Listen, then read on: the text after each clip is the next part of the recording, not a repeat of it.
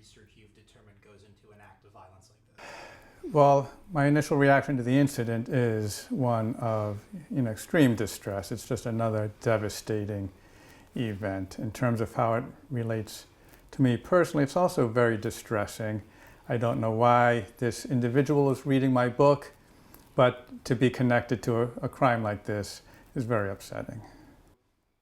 In terms of carrying out the attack, what many shooters do is research previous perpetrators of mass violence, whether it's school shooters or other types of killers. So, for example, Eric Harris, one of the Columbine killers, was fascinated by Hitler and the Nazis and wrote a paper about them senior year.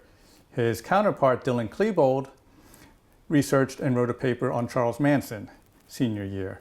Since Columbine, many shooters study Eric Harris and use him as a role model. So what this shooter may have been doing is immersing himself in the world of mass killings and looking for people he could emulate.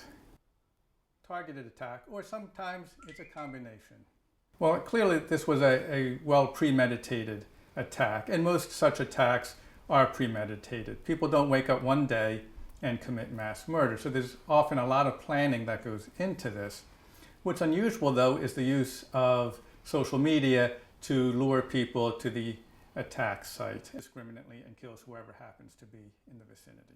Well, one type of preparation is the researching of previous attacks, whether to learn tactics or maybe just to seek out so-called inspiration, finding a role model. But they also have to obtain firearms, so there may be a lot of planning involved in that, depending on how difficult that is in the particular country or community. They also have to decide who to shoot and when, where, how, and so on. So often there's multiple steps to carrying out an attack of this nature. From what I've heard, in the Munich case, the shooter had studied the Breivik massacre.